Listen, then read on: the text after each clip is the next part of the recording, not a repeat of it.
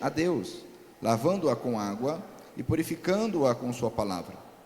E fez isso para também poder trazer para perto de si a igreja em toda a sua beleza, pura e perfeita, sem manchas ou rugas, ou qualquer outro defeito. Forte. O homem deve amar a sua esposa, assim como ama o seu próprio corpo. O homem que ama a sua esposa, ama a si mesmo. Porque ninguém odeia o seu próprio corpo. Pelo contrário, cada um alimenta e cuida do seu corpo, como Cristo faz com a igreja. Somos membros do corpo de Cristo. Assim como dizem as Escrituras Sagradas, é por isso que o homem deixa o seu pai e a sua mãe para se unir com a sua esposa, e os dois se tornam uma só pessoa. Há uma verdade bem forte, vamos lá. Há uma verdade imensa revelada nessa passagem das Escrituras. Eu entendo que ela está falando a respeito de Cristo e da igreja, mas também está falando a respeito de vocês. Cada marido deve amar a sua esposa como ama a si mesmo, e cada esposa deve respeitar o seu marido. Leia comigo o versículo 1. Filhos, o dever, bem forte, filhos, o dever cristão de vocês é obedecer ao seu pai e à sua mãe, pois isso é certo. Como diz as Escrituras, respeite o seu pai e a sua mãe. E esse é o primeiro mandamento que tem uma promessa, a qual é: faça isso a fim de que tudo corra bem para você, e você viva muito tempo na terra. Pais, não trate os seus filhos de um jeito que faça com que eles fiquem irritados. Pelo contrário, vocês devem criá-los com a disciplina e os ensinamentos cristãos. Versículo 5, bem forte, vamos lá? Escravos, obedeçam com medo e respeito aqueles que são seus donos aqui na terra. E façam isso com sinceridade, como se estivessem servindo a Cristo. Não obedeçam aos seus donos só quando eles estiverem vendo vocês, somente para conseguir a aprovação deles, mas, como escravos de Cristo, façam de todo o coração o que Deus quer. Trabalhe com prazer, como se vocês estivessem trabalhando para o Senhor e não para pessoas. Lembre que cada pessoa, seja escrava ou livre, será recompensada pelo Senhor de acordo com o que fizer. Donos de escravos, trate os seus escravos também com respeito e parem de ameaçá-los com castigos. Lembre que vocês e os seus escravos pertencem ao mesmo Senhor que está no céu, o qual trata a todos igualmente. Amém?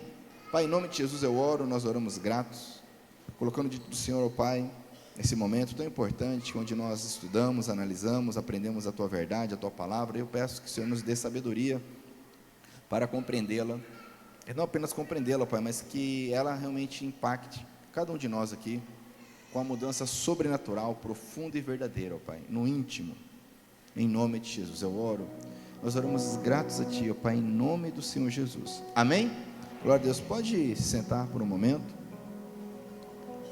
Nós estamos estudando, você que tem acompanhado, sabe, há meses, essa carta de Paulo aos Efésios, uma carta que traz verdades profundas acerca da obra do Espírito Santo, acerca da obra do Senhor Jesus, acerca da obra do Pai. É um livro que em vários momentos ele enfatiza, ele destaca a Trindade, Pai, Filho e Espírito Santo, demonstrando, falando acerca do amor do Pai que entregou seu Filho, da obediência e obra poderosa de Jesus que se entregou por nós para a nossa redenção, e da obra poderosa do Espírito Santo, que é a marca de proprietário sobre cada cristão, sobre cada um que realmente entregou a sua vida ao Senhor Jesus. E nos 3 primeiros capítulos, Paulo ele traz uma profundidade de conhecimento teórico acerca dessa obra. E a partir do capítulo 4, então, ele traz, podemos dizer assim, uma parte prática de como viver esses princípios. Porque não basta eu saber que o Senhor Jesus me perdoa, me restaura, me transforma. Eu preciso viver de acordo com isso. Não basta eu saber que o Pai me ama, ou que o Espírito Santo é a marca do Senhor em mim. Eu preciso viver de acordo com isso. A partir do capítulo 4, Paulo ele começa a falar sobre andar, sobre procedimento, sobre uma forma, uma maneira, um hábito. Ele vai falar de andarmos em unidade, andarmos em amor, andarmos em paz, andarmos em sabedoria. E ele vai nos ensinando acerca de como viver essas questões. E na última oportunidade nós falamos sobre andar com sabedoria, que é o último ponto, vamos dizer assim, desse ensino de Paulo. E quando nós lemos aqui a partir do versículo 21,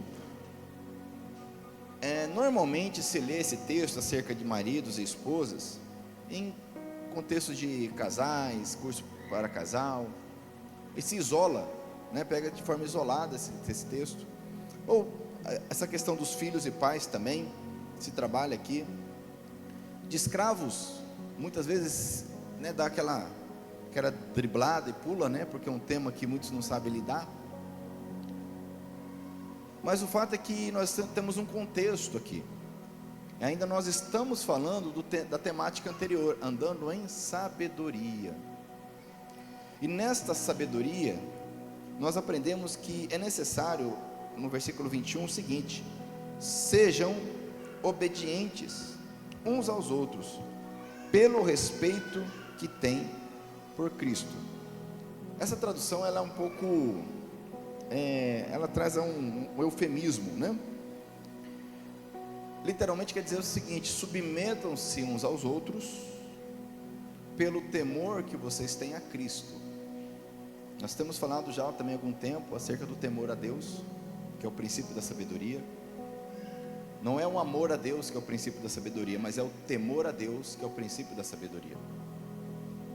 E por temor a Cristo, aqui traduzido por respeito, que o temor tem a questão do medo, tem a questão da reverência, tem a questão da unidade, já foi falado sobre isso. E pelo temor que eu tenho a Cristo, nós precisamos entender que nós devemos, não é uma sugestão, é um mandamento, devemos nos sujeitar uns aos outros. E como isso funciona na prática?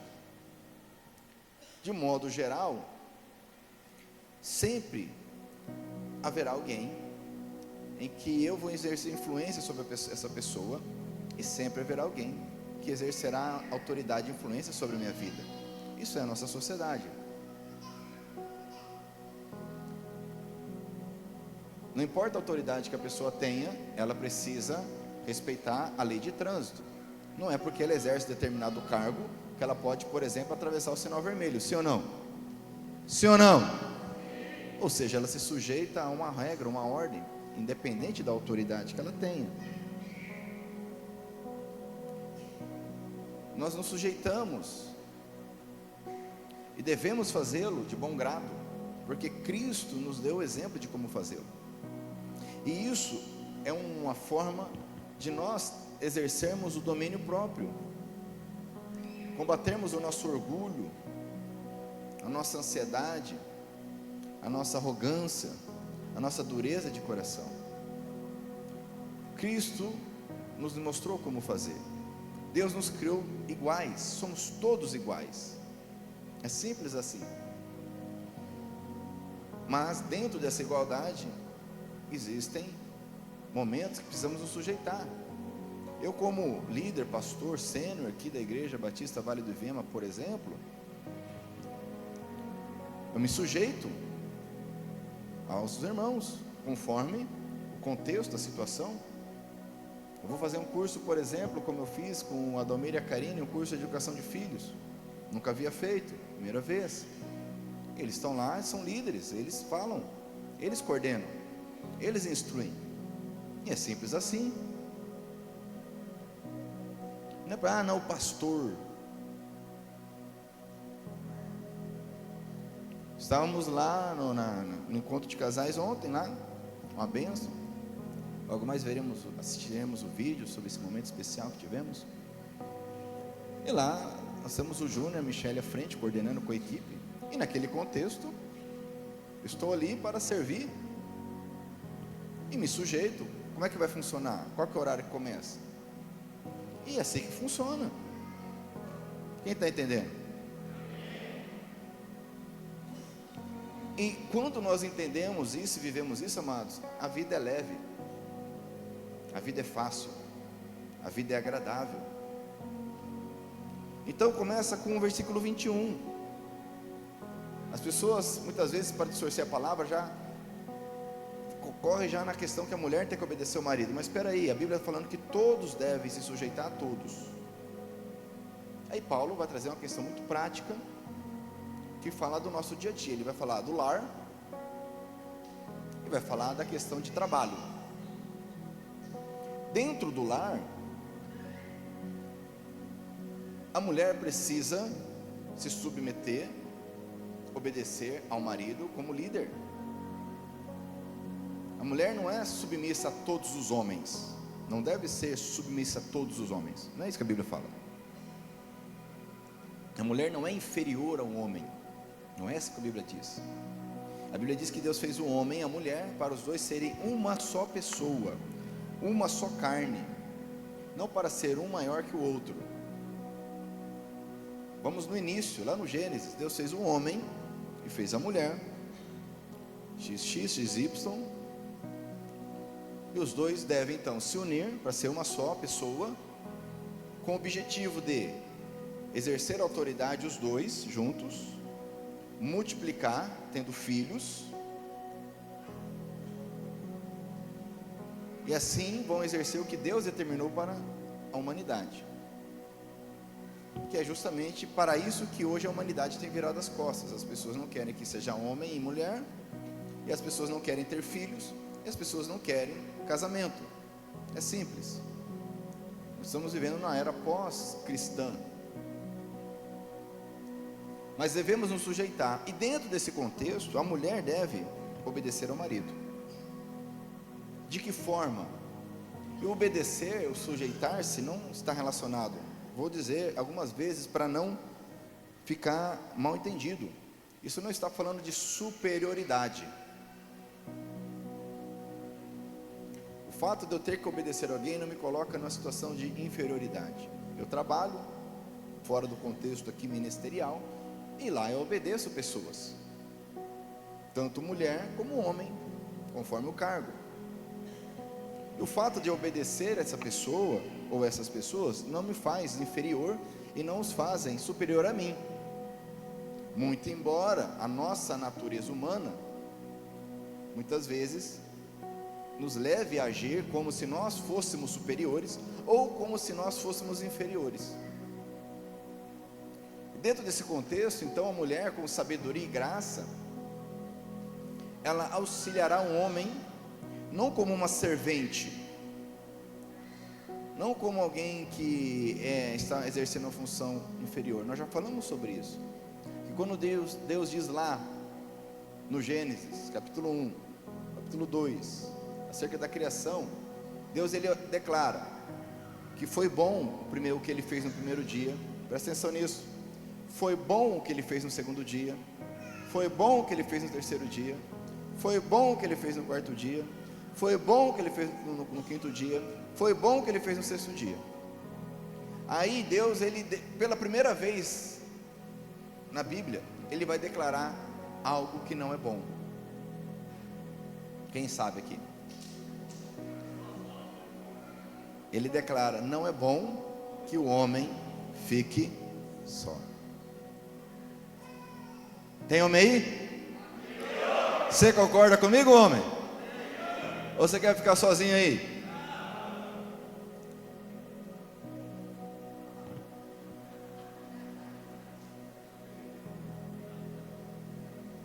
Não é bom.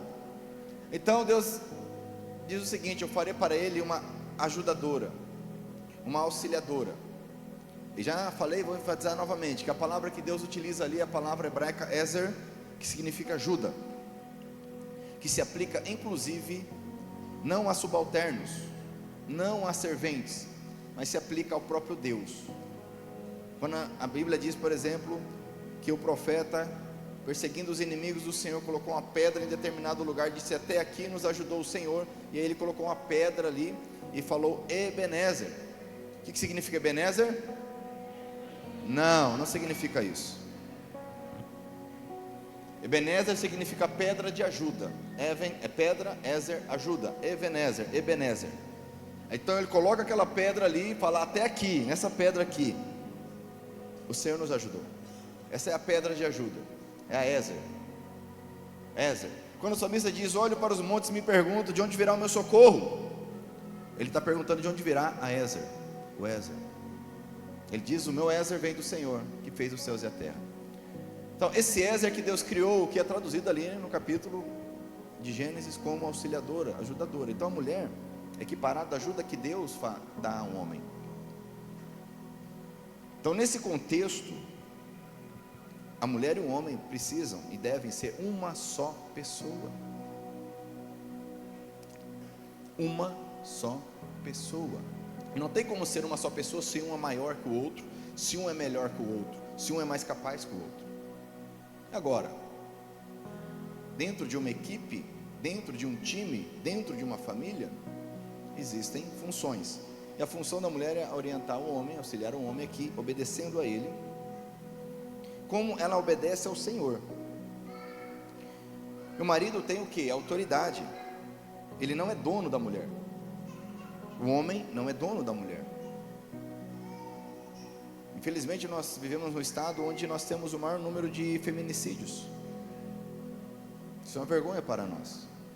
Homens doentes, homens imaturos, homens que alguns precisam de ajuda psiquiátrica, psicológica, outros precisam de um bom corretivo para ver como é que é bater. Você gosta de bater? Eu vou te ensinar a bater. Eu não prego violência, sou contra a violência. Mas a violência bem aplicada, ela gera paz. A força gera paz. É simples assim. Por que a criminalidade não está na rua ali soltando o rojão e dando tiro para todo lado? Porque existe força para impedi-la. A força gera paz. É simples assim. Nós não vamos entrar nesse mérito. O fato é que o homem não é dono da mulher. E o homem, ele presta contas a Deus. Prestará contas um dia a Deus por conta de tudo que ele fez em relação à sua mulher, a seus filhos, ao seu trabalho. Ele exerce autoridade. E que tipo de autoridade é essa que ele exerce? É a mesma, versículo 23 vai dizer que é como Cristo exerce autoridade sobre a igreja. Lembra que nós estamos no contexto que Paulo está falando de andarmos com sabedoria. A mulher precisa de sabedoria para obedecer ao homem, seu marido. O homem precisa de sabedoria para exercer a autoridade, para que a mulher não seja uma subalterna e para que o homem não seja um carrasco, porque não é isso que Deus diz, não é isso que Deus ensina. Da mesma forma que Cristo tem autoridade sobre a igreja, e o próprio Cristo é o salvador da igreja, que é o seu corpo. Então o parâmetro dessa obediência, o parâmetro dessa autoridade é a mesma, é o mesmo parâmetro. O parâmetro para o homem exercer autoridade, presta atenção, e o parâmetro para a mulher obedecer é Cristo.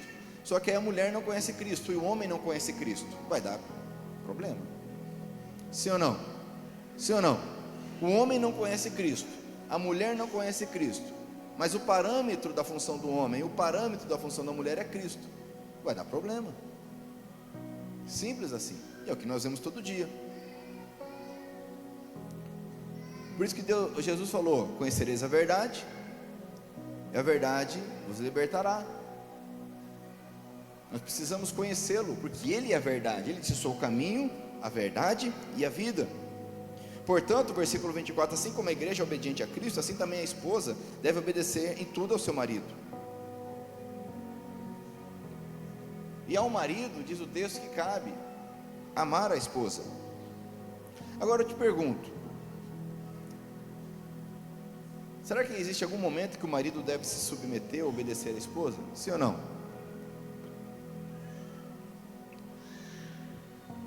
Sim ou não? Sim. Olha, o texto diz que o marido deve amar a esposa, sim ou não? Não fala nada da mulher amar o marido. Fala. Mas a mulher deve amar o marido, sim ou não? Nós estamos falando aqui de funções. Agora é óbvio que o homem muitas vezes vai obedecer, vai ouvir a sua esposa. Minha esposa sábia. Minha esposa é uma mulher sábia, uma mulher fantástica, uma mulher de sabedoria, graça.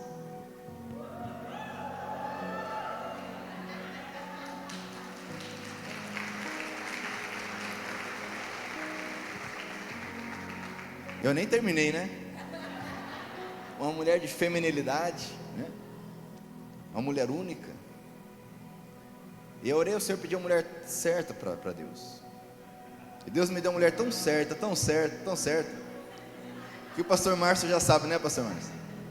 Sempre estou errado. Mas é óbvio que a mulher que ora, que busca, ela recebe discernimento do Senhor e orienta o marido vai ouvir.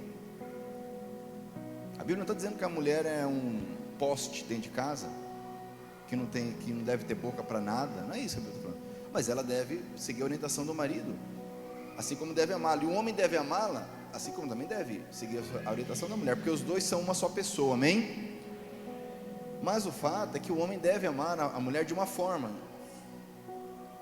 que é a forma como Cristo amou, e Cristo morreu, Cristo viveu, Cristo veio ao mundo por causa da igreja. Então você veio ao mundo, homem.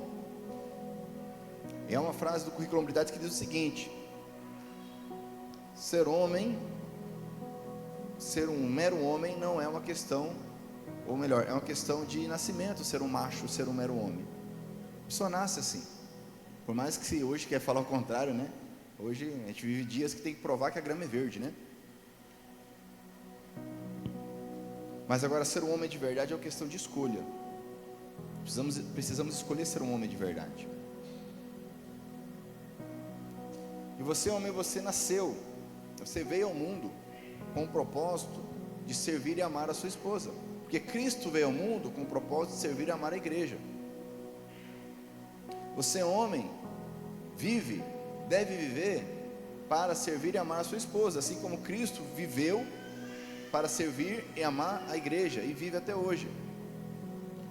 E você, homem, precisa morrer para si mesmo,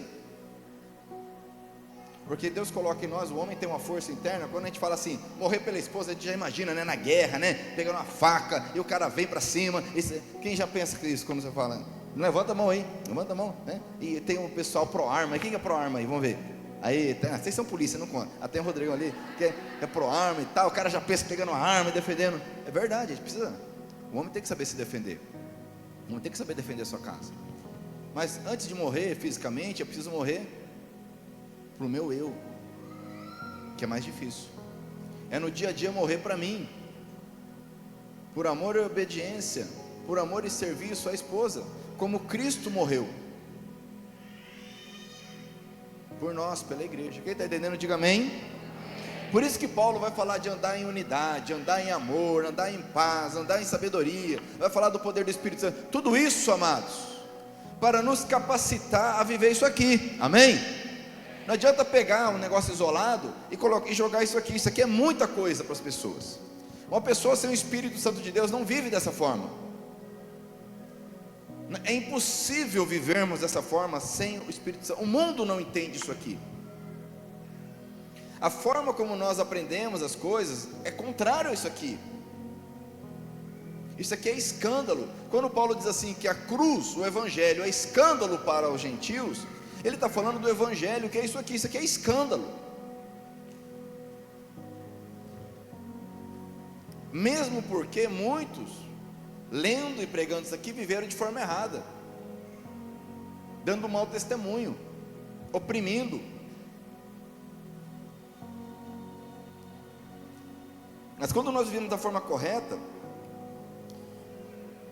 o Senhor Jesus é honrado. Diz aqui que nós devemos fazer dessa forma. Versículo 26, ele fez isso para dedicar a igreja a Deus, falando da obra de Jesus, lavando com água e purificando com a sua palavra. É que ele faz essa comparação. Pela primeira vez Paulo coloca essa analogia, mostrando que o casamento é uma analogia do relacionamento de Deus com a humanidade, com a igreja redimida, mostrando a importância do casamento.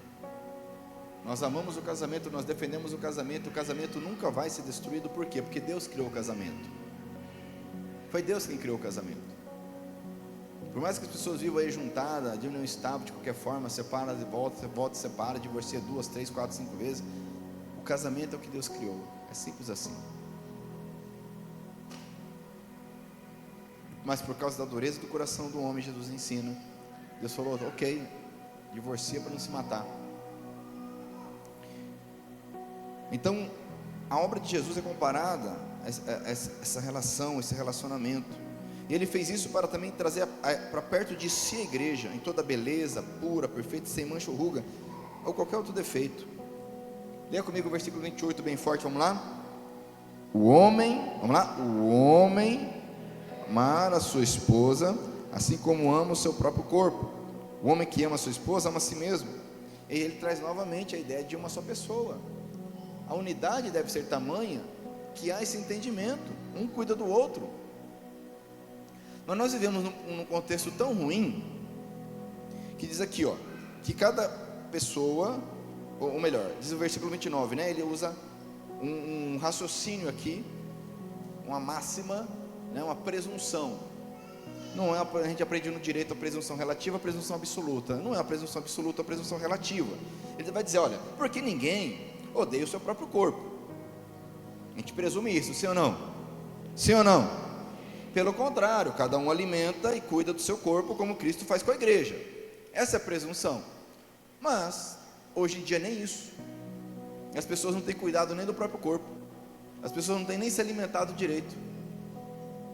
E não porque não tem, é porque tem demais.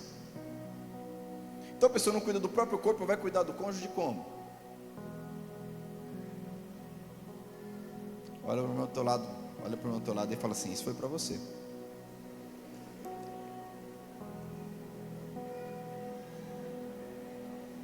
Pega a bênção, não sei o que o pessoal fala por aí. Pega a visão, é a visão. Pegar a visão, tu fica cego, cuidado, hein? Pega a visão do cara e o cara fica cego, né?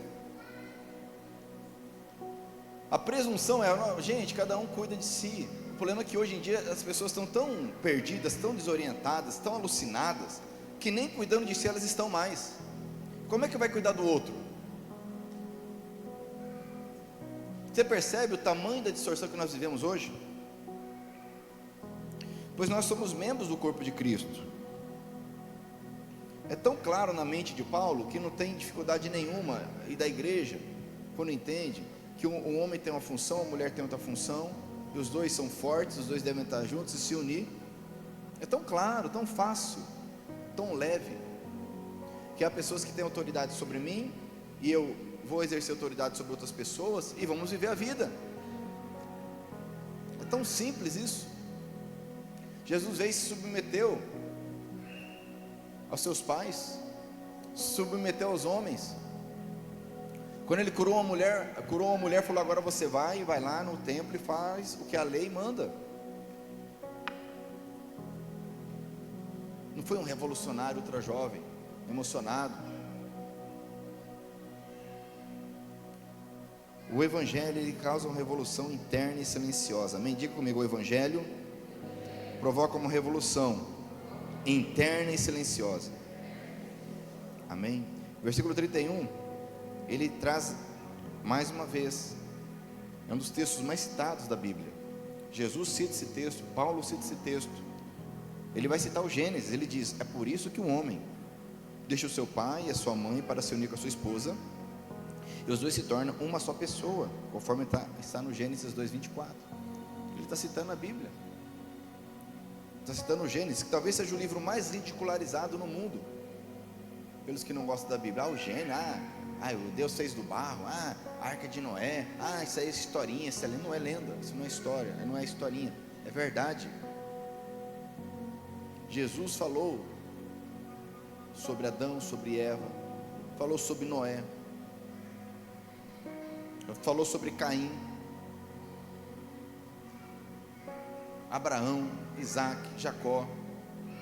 O Gênesis é a base de toda a palavra.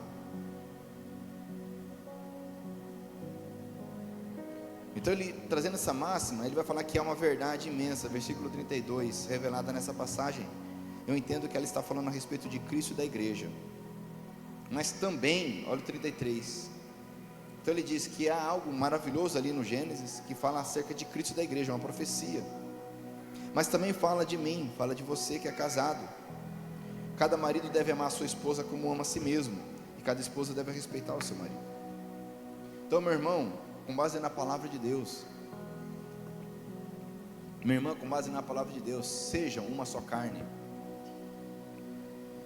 Seja uma só pessoa com o seu cônjuge, amando, respeitando, sem opressão, sem ciúmes. Tem gente que acha que amar é ciúme.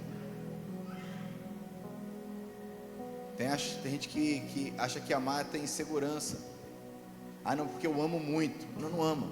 Que no amor não há ciúme. 1 Coríntios capítulo 13. Se você sofre de ciúmes, alguma coisa está errada. É preciso haver uma cura interna.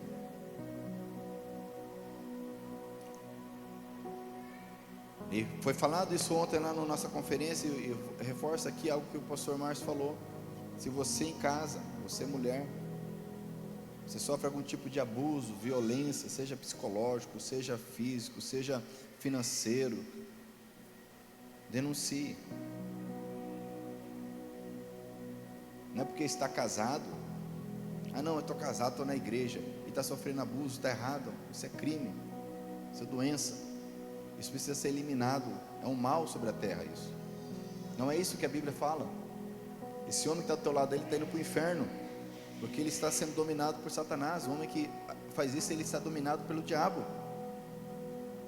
Não adianta vir aqui no culto orar, aí levantar a mão e cantar, se emocionar, se ele é violento em casa. Está dominado por Satanás, vai para o inferno. A hora que morrer, vai para o inferno. Se isso acontece com você, meu irmão, você precisa se converter, precisa buscar ajuda, se arrepender. E você, mulher, precisa denunciar, buscar força em Deus, pedir ajuda. E nós vamos ajudar, pode ter certeza, no que for possível e necessário. Não use a palavra de Deus, não distorça a palavra de Deus para trazer peso. A palavra de Deus não é para trazer peso para ninguém, é para trazer libertação. Diga comigo, libertação. Libertação. Andando em sabedoria. Essa submissão, essa subordinação não é algo, deve ser voluntária. Assim como nós nos submetemos a Cristo de forma voluntária. Isso não tem a ver com ser maior ou menor, melhor ou pior. E lembrando que todos nós devemos nos submeter uns aos outros, versículo 21. Agora continuando, passando essa parte aqui do lar, saindo do lar aqui, ou melhor, do casamento, entrando para outra parte importante, em relação a filhos e pais. O filho, ele deve obedecer aos pais, esse é um mandamento bíblico, deve honra e obediência aos pais. E é interessante, como ele bem disse aqui, é o primeiro dos mandamentos em que há uma promessa. Ou seja, se você fizer isso, há uma consequência boa, uma promessa, que é uma vida longa. Você já reparou o tanto de morte de jovens que nós temos?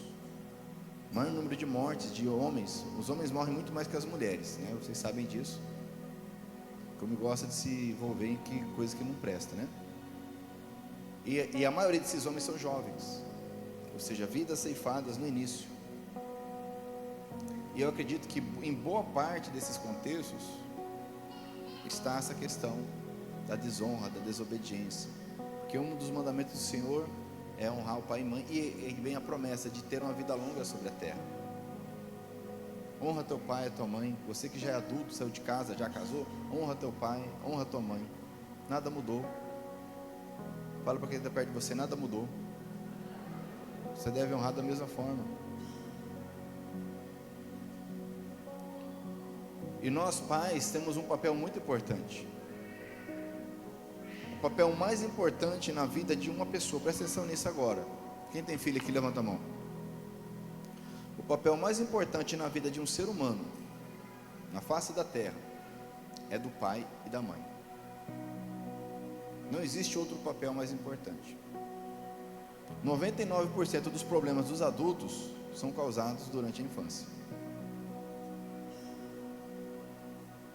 Ansiedade, insegurança, pânico, violência, ira. É tudo na infância. Dependência química, começa na infância. Pai que sai de casa, pai violento. Mãe que trai o marido. Pai que trai a mulher. Pessoas religiosas arrastam o filho para a igreja a infância toda, mas só vem para a igreja só, não vive o evangelho. Vem aqui, é tão bonito, e ora, e levanta a mão, aquele pai religioso, aquela mãe religiosa. Em casa não ora, em casa não ensina o filho, em casa não fala sobre o evangelho, não vive o evangelho. Acha que o ministério infantil vai dar jeito. A gente percebe aqui, às vezes tem evento infantil na igreja aqui, ó, fora do contexto.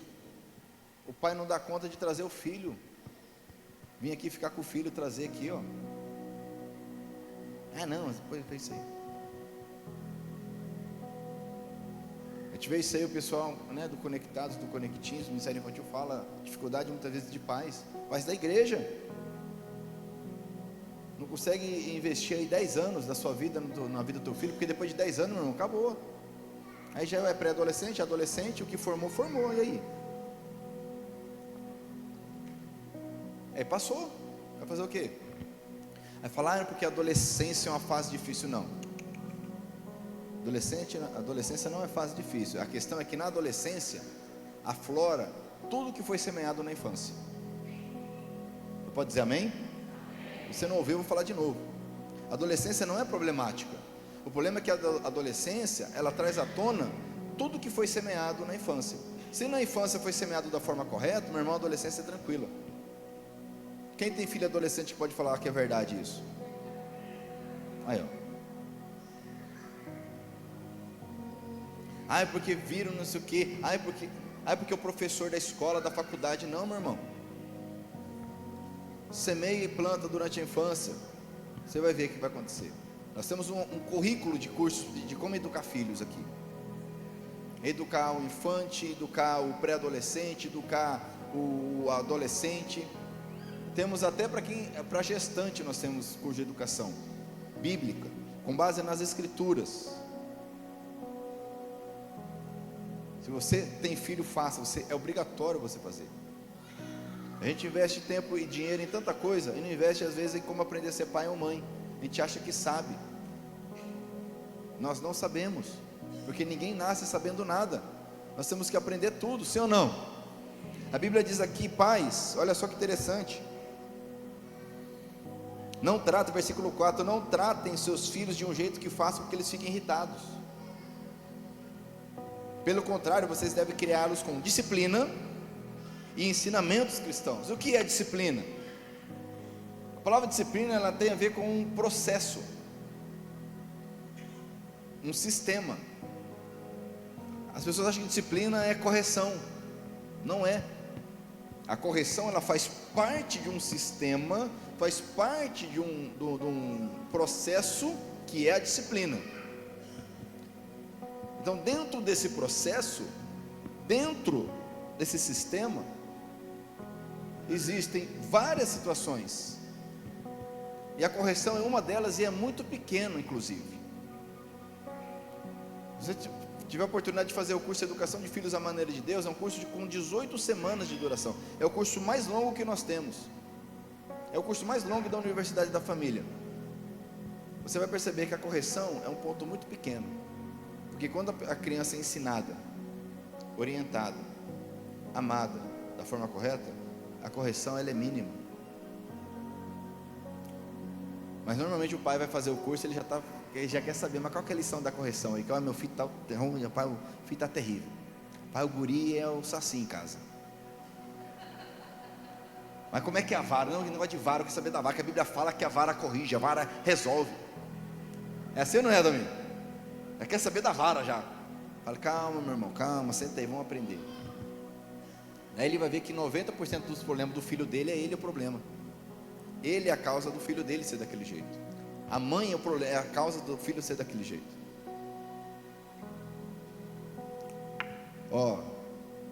Vai faltar vaga para o curso de Educação de Filhos no próximo semestre. Então você que é esperto, você já vai procurar a Dalmeira e a Karine ali depois do culto e falar, põe meu nome na lista, que eu preciso fazer esse curso. Amém? Amém? Se você é sábio, não seja sábio aos próprios olhos. Que o sábio aos próprios olhos fala, não, isso eu sei. Aprenda. Então nós devemos criar nossos filhos de forma que eles não vão ficar irritados, mesmo quando disciplinados. Vamos criar nossos filhos de forma que eles crescerão na disciplina, ou seja, no sistema de Cristo e nos ensinamentos de Cristo. Você já ouviu falar assim, nossa, aquela pessoa ali tem disciplina? Quem já ouviu essa expressão? E por que você usa essa expressão? Porque é uma pessoa que ela tem um contexto, ela tem uma rotina, sim ou não? Ela começa e termina algo, sim ou não? Isso é disciplina. As pessoas acham que disciplina é meter o cacete na criança. E quando falo em instruir os nossos filhos na disciplina, é isso, eles terem uma rotina. E vai chegar um ponto que eles farão isso sozinhos. E vai chegar na adolescência, eles farão sozinhos, porque foi colocado no coração deles. Não vai precisar você ficar aquele pai chato, aquela mãe chata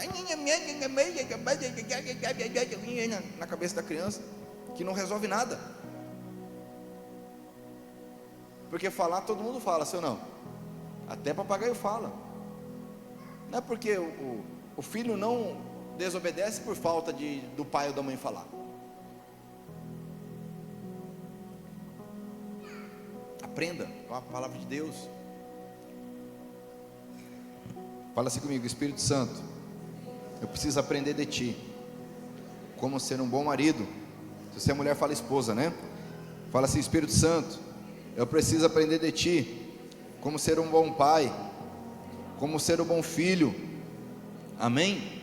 Meu irmão, não ache que você sabe. Às vezes eu converso com os irmãos da igreja, ou fora da igreja, né? E porque lá em casa não sei o que e tal, eu fico só olhando, né? A pessoa acha que sabe.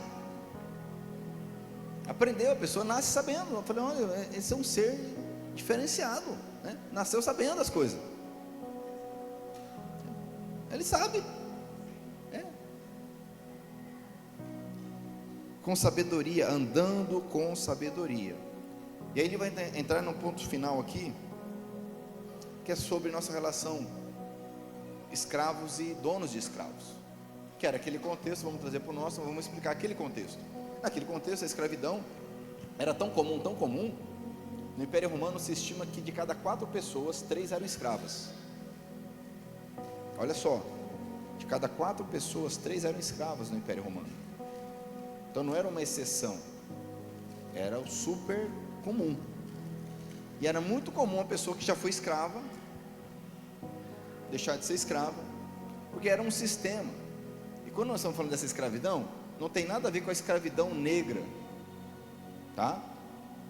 Do Ocidente, século 17, 18, 19, que é outra chaga da história da humanidade. Era um outro contexto, era outro sistema, tão triste quanto.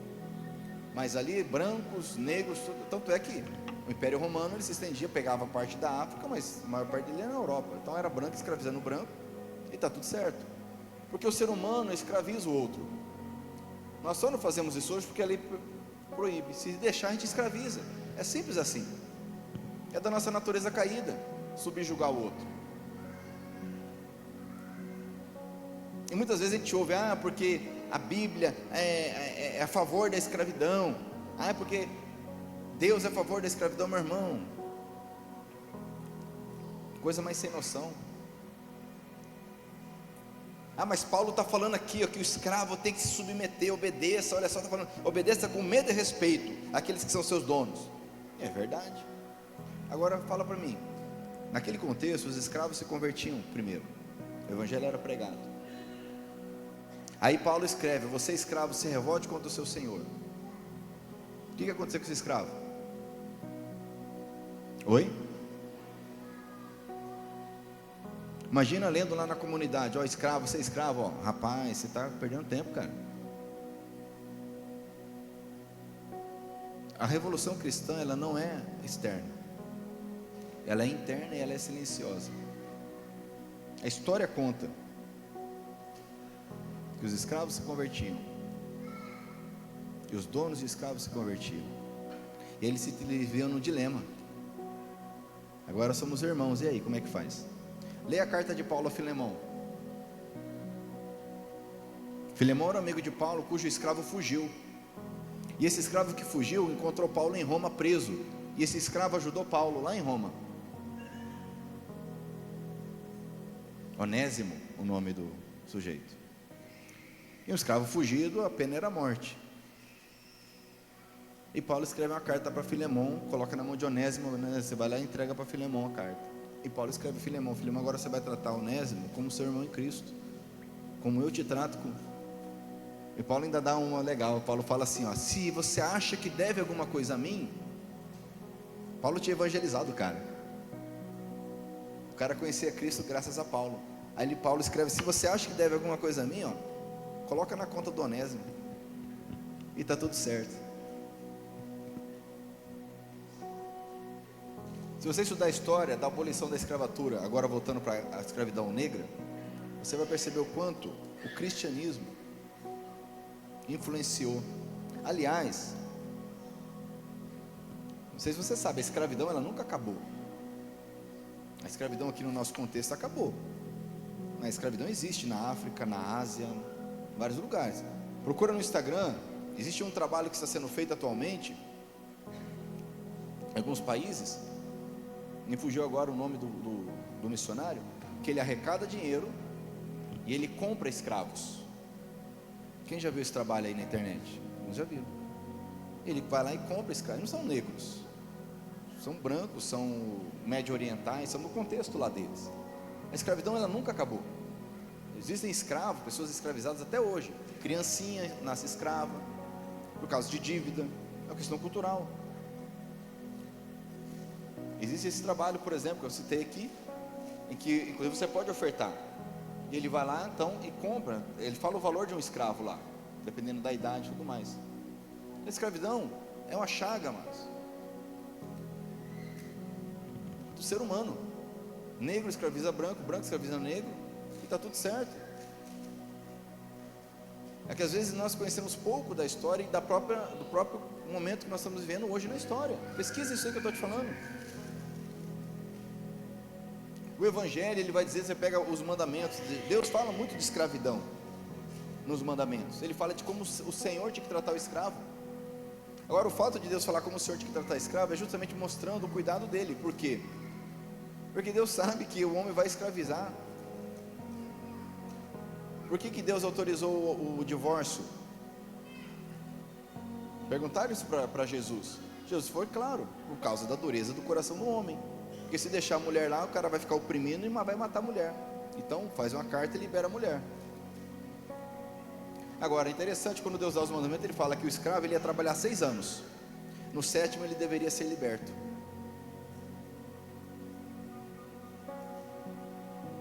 E se ele fosse espancado, tivesse fratura, alguma coisa nesse sentido, ele deveria ser liberto e indenizado. É só ler os mandamentos lá, você vai ver esses detalhes todos. Para nós hoje é um absurdo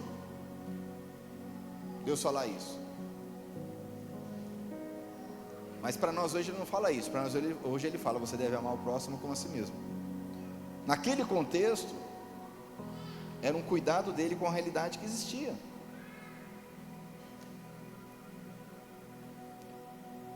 E Jesus veio trazer uma revolução silenciosa, como eu disse. Por que hoje não há essa escravidão no contexto ocidental? Por causa da influência cristã. Se hoje existe direito de criança e adolescente, se hoje existe direito de mulher, se hoje existe a igualdade pregada, isso é graças aos princípios do cristianismo. Lê a história. Isso não é, não é da Revolução Francesa, mentira. Revolução Francesa é luta de classe. Se você está em cima, meu irmão, eu vou te matar para pegar o teu lugar. É simples assim. Vou até abrir um parênteses aqui, fazer uma pesquisa rápida aqui, ó. Quer ver? Olha que interessante. Daniel profetizou que no fim dos tempos o conhecimento se expandiria sobre a face da terra. E é o que nós temos hoje. Vou abrir a IA aqui, ó. Deixa eu perguntar aqui, cadê? Aí, abri a IA aqui, ó. Vou perguntar, ó. Qual foi a ideologia que mais matou? A ideologia que mais matou na história da humanidade. Vamos lá. Aí responde: olha, se considerarmos o total de mortes causadas por regimes e movimentos inspirados pelo comunismo ao longo do século XX, o que o comunismo prega? Igualdade, sim ou não? Igualdade. Só que a revolução que Cristo prega é interna. A revolução carnal, humana, é externa. Você vai ser meio igual, se você não for, eu te mato. A IA diz o seguinte: essa ideologia está associada ao maior número de mortes não naturais, provocadas por governos ou revoluções. Estimativas históricas: União Soviética, 20 a 25 milhões de pessoas mortas. Eu não sei o que é isso, de número. Não faço ideia do que é 20 a 25 milhões. Na China, começou com Mao Tse Tung, outro endemoniado, assim como Stalin lá, um endemoniado, quase um anticristo Stalin. Na China, 40 a 70 milhões. Na União Soviética, 20 a 25. Na China, sabe que o Evangelho chegou na China muito antes do Ocidente. A igreja na China é muito antiga. É perseguida até hoje. 45 a 70 milhões de mortos. Camboja, através de um endemoniado chamado Pol Pot, do Khmer Vermelho, 1,7 a 2 milhões de mortes. Coreia do Norte, você conhece lá aquele endemoniado lá, 1,5 a 3 milhões de mortes. Começou com o Kim II e está com seus sucessores. Vietnã, Laos, Europa Oriental, Etiópia, Cuba, etc. 2 a 10 milhões. Somando tudo isso, uma estimativa de 100 a 150 milhões de mortes. Fala comigo, 100 a 150 milhões de pessoas mortas por causa de uma ideologia que prega a igualdade de classe. Por quê? Porque a revolução do ser humano é essa: vamos fazer na marra. Jesus prega: obedeça, submeta-se, ame. A revolução é interna. O nazismo do Hitler matou aí 17 milhões de pessoas. Nós estamos falando de 100 milhões comunismo. O nazismo 17, pouco mais de 10%. O fascismo, que muitos nem sabem nem o que é, fica falando aí igual uns retardados, me perdoa a expressão, 500 mil a 1 milhão de pessoas. Porque se eu perguntar para você o que é fascismo, você não vai saber falar. Talvez um ou outro aí vai saber falar o que é, tá? Mas você dá uma pesquisada depois. O colonialismo europeu, tudo que a Europa fez de opressão na África, na Ásia, nas Américas, tá? Vieram os portugueses, os espanhóis, os ingleses, né? os belgas que acabaram com o Congo, mataram lá, fizeram um genocídio lá. Tudo que o colonialismo europeu fez, se estimula em dezenas de milhões, não tem como calcular. O comunismo no século XX, o comunismo começou ontem, século XX, ontem, tem 100 anos aí. A revolução foi em 1917, se eu não me engano, tem 100 anos, mais de 100 milhões de pessoas. Sabe por quê?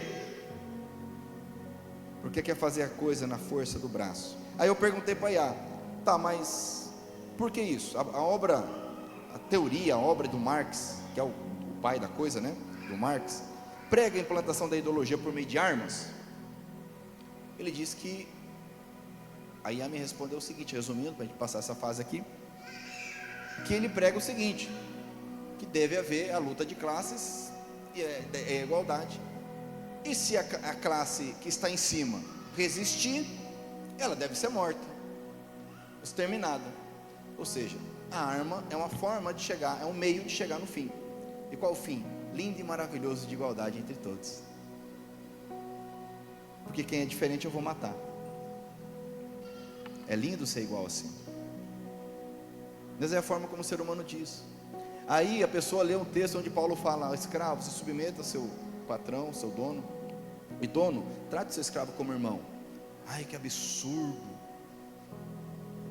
Deveria escrever: não, ó, escravo, mata o teu senhor, faz uma revolução aí, vocês são, de cada 4, 3 são escravos, então é fácil, a maioria, vocês se levantam, faz um massacre, e aumenta mais ódio, mais a ira, mais a revolta. A nossa revolução interna, Marcos. Fala o termo, a nossa revolução interna. Mas isso é através do que Paulo falou antes, através da ação do Espírito Santo. E trazendo para os nossos dias de hoje, Brasil, Nova Andradina, MS, você que trabalha para alguém, meu irmão, se submeta. Se submeta, você que trabalha para alguém, se submeta, é simples assim. Lá em Colossenses capítulo 3, Paulo vai tratar do mesmo assunto, ele vai falar o seguinte, presta atenção, ele vai dizer o seguinte: Colossenses capítulo 3. Tudo que você fizer, faça para Deus, não para homens. Tudo que você fizer, faça para Deus, não para homens. Você que trabalha para alguém, se submeta. Não está bom aqui, é abusivo. Então faz o seguinte: você se prepara, ora a Deus e vai procurar um trabalho melhor. Amém? E Deus vai te honrar, vai te dar um trabalho melhor. E você que é patrão, você tem que tratar os seus empregados como irmão em Cristo Jesus. Simples assim. Não existe luta de classes. Existe uma igreja, um corpo de Cristo. Não existe o mal contra o bem. Não deve existir isso. Deve existir unidade, harmonia, cada um fazendo a sua função. Você está descontente com a sua função social? Busque em Deus, busque melhorar e mude a sua função social. É simples. Hoje nós vivemos num contexto que isso é possível. Talvez em outros contextos isso não seja possível, mas em Nova Andradina, Mato Grosso do Sul, Brasil 2025, isso é possível. Quem está entendendo, diga amém. Então, amados, para encerrar, sujeite-se, submeta-se. Entenda que a autoridade é algo criada por Deus, para nós exercermos autoridade e para nós nos submetermos à autoridade. E ninguém é melhor que ninguém. O problema é que nós confundimos a autoridade. Isso é cultural do Brasil, tá? O brasileiro, ele tem essa questão enraizada, essa coisa da autoridade ser melhor, ser maior. Estados Unidos, por exemplo, você sabe nos Estados Unidos, você sabe qual que é considerado o pior emprego nos Estados Unidos? Quem sabe aqui? Quem já viveu lá vai saber isso aí. É considerado o pior emprego dos Estados Unidos. Quem sabe? Levanta a mão. Alguém sabe? Não? Presidente dos Estados Unidos. Por quê? Porque ele deve servir e trabalhar para todo mundo. No Brasil, o presidente, ele manda em todo mundo. Uma vez eu vi um documentário sobre a Casa Branca, interessante. Os presidentes às vezes vão morar lá e eles passam apurado, porque o custo de vida em Washington DC é caro. E você sabia que o presidente, ele paga o que ele come na Casa Branca? Quem sabia disso aqui? Pesquisa na internet. Eu não sabia. Lógico que se for ter um jantar para receber um chefe de estado, os Estados Unidos vão pagar. Agora o que ele come, eu quero comer um hambúrguer agora de café da manhã. Ok, beleza. Tá no jeito lá, tem uma cozinha top. Mas vem a continha no final do mês para ele pagar. E já teve presidente que falou: cara, não tem condição de viver aqui, porque é muito caro. O cara vem lá do outro parte dos Estados Unidos lá, que é outro nível de vida, né? Quem sabia disso aqui? Agora no Brasil, qualquer governador aí, qualquer presidente tem um cartão corporativo, você não? E aí é festa, né? É festa. Porque nós temos essa questão cultural, que se alguém exerce autoridade, voltando na questão da mensagem aqui, se alguém exerce autoridade, é porque é melhor, é porque é superior. Quando a Bíblia fala que quem exerce autoridade deve servir, a Bíblia diz, vou encerrar com isso, você vai lembrar de Jesus falando: olha, havia uma discussão entre os discípulos. Começou aquela discussão, aquela conversa, né? Peraí, vamos ver, vamos pensar, né? O André começou primeiro, e aí ele ouviu Jesus ali. André já era discípulo de João Batista, e aí quando Jesus apareceu para João Batista falou: esse é o Cordeiro de Deus que tira o pecado do mundo. André falou: eu vou seguir Jesus. João Batista: vai lá, vai. E aí André chama o irmão dele, Pedro. Foram os primeiros ali. E aí acharam Natanael no meio do caminho, aí tinha Filipe também. E aí começou aquela discussão: tá, mas quem que é maior de nós aí? Jesus chamou Pedro de pedra, tal, mas eu comecei primeiro, o André falou, né? Mas João falou: não, mas eu e o Tiago, ele chamou a gente de filhos do trovão, né? Aí, Tiago e Lucas, Pedro, Tiago e João eram mais próximos, e começou aquela discussão ali: quem que é maior dos 12 discípulos? Alguém tem que mandar nesse negócio aqui. Aí Jesus chama, repreende e fala o que para eles? Vocês estão fazendo como as pessoas deste mundo. Nesse mundo, as pessoas de autoridade mandam, desmandam, mas comigo não é assim. aquele que quer liderar, aquele que quer ter autoridade, deve servir os demais. Você pode dizer um amém? Infelizmente a gente vê a igreja rachando, mau testemunho, porque as pessoas não entendem isso. Um quer mandar mais que o outro, quer ser mais que o outro. Quando a Bíblia fala em Efésios 5:21, sujeitem-se uns aos outros. Amém? Fique de pé para nós orarmos.